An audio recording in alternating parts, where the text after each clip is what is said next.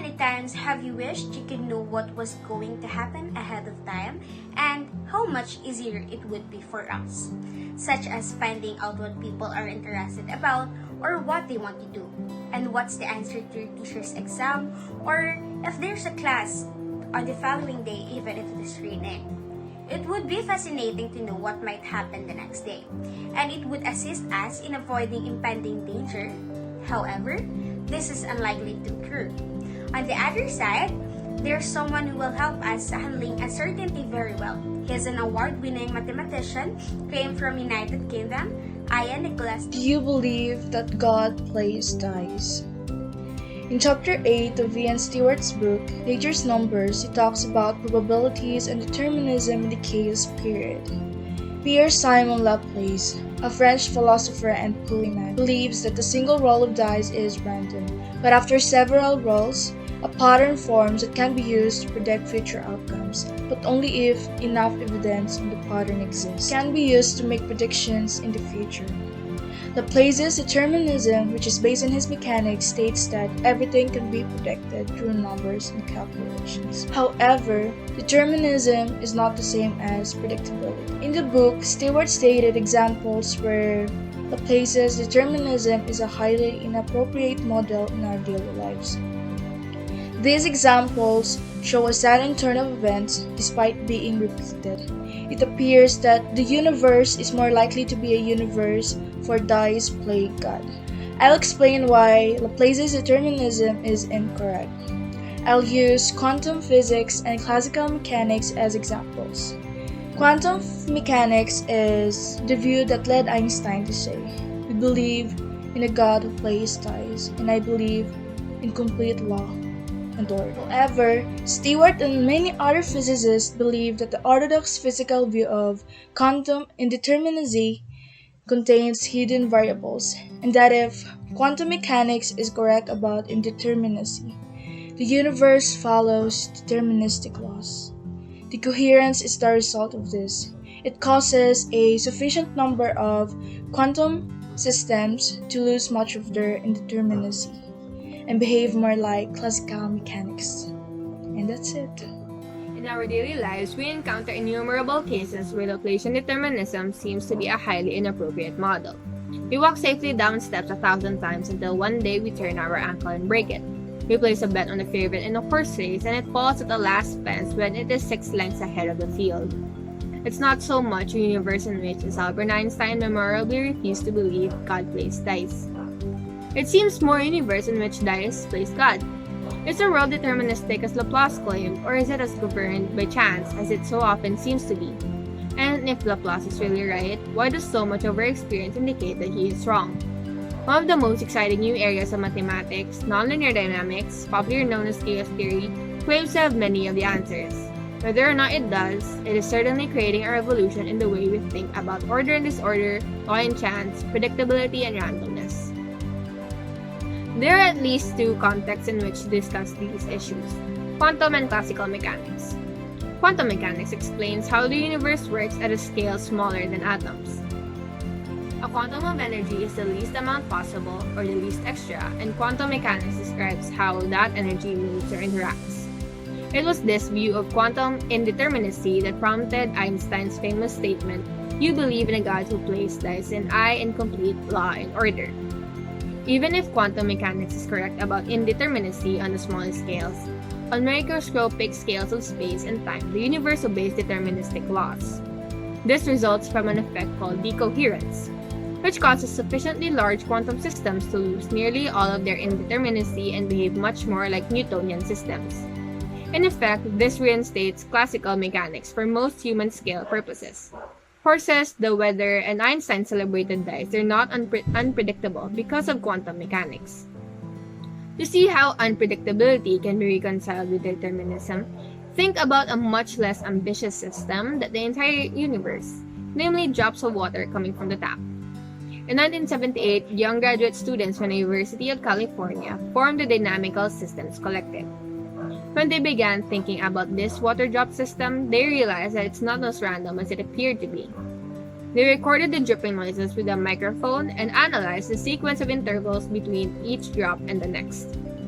What they found was short-term predictability. For example, if the last three intervals between drops have been 0.63 seconds, 1.17, and 0.44 seconds, then you can be sure that the next drop will fall after a further of 0.82 seconds. So why is Laplace wrong? The point is that we can never measure the initial state of a system incorrectly. Or exactly, I'm sorry. The point is that we can never measure the initial state of a system exactly. The most precise measurements yet made in any physical system are correct to about 10 or 12 decimal places. But Laplace's statement is correct only if we can make measurements to infinite precision, infinitely many decimal places. And of course, there's no way to do that. Let's talk about chaos. Chaos is the science of surprises, of the non-linear and the unpredictable. It teaches us to expect the unexpected. While most traditional science deals with supposedly predictable phenomena like gravity, electricity, or chemical reactions, chaos theory deals with nonlinear things that are effectively impossible to predict or control, like turbulence, weather, the stock market, our brain states, and so on.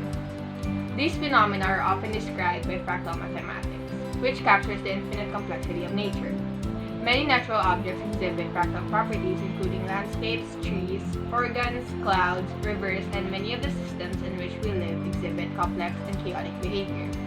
Recognizing the chaotic fractal nature of our world can give us a new insight, power, and wisdom.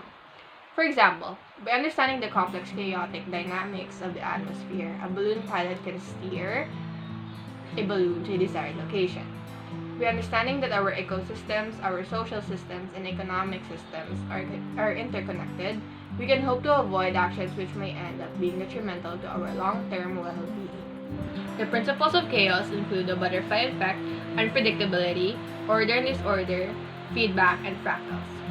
The butterfly effect. A butterfly flapping its wings in New Mexico has the capacity to generate a cyclone in China. The relationship is real even if it takes such a long time. The hurricane would not have occurred if the butterfly had not fluttered its wings at precisely the proper moment in time and space. Small changes in the beginning conditions result in dramatic changes in the results. To put it in another way, this principle is constantly demonstrated in our lives. Unpredictability. Because we can never know all of the complex system's initial conditions in sufficient and flawless detail, we can never predict the system's eventual fate. Even minor inaccuracies in existing a system state will be enormously amplified, rendering any prediction meaningless. Accurate long-range weather prediction will always be impossible since it is impossible to measure the effects of all the butterflies in the world. Order and disorder. Chaos is more than just disarray. Chaos looks at how order and disorder collide, and how they do so in unexpected ways. Feedback. When there's feedback in a system, it is common for it to become chaotic. The stock market's behavior is a good example. People are more likely to buy or sell a stock if its value rises or declines. This in turn has an impact on the stock's price, leading it to fluctuate radically. Fractals. A fractal is a pattern that never ends. Fractals are infinitely complex patterns that appear to be self-similar at various scales. They're made up by iterating on a simple technique in a continuous feedback loop. Fractals are depictions of dynamic systems, the picture of chaos, and are driven by recursion. They exist between our familiar dimensions geometrically.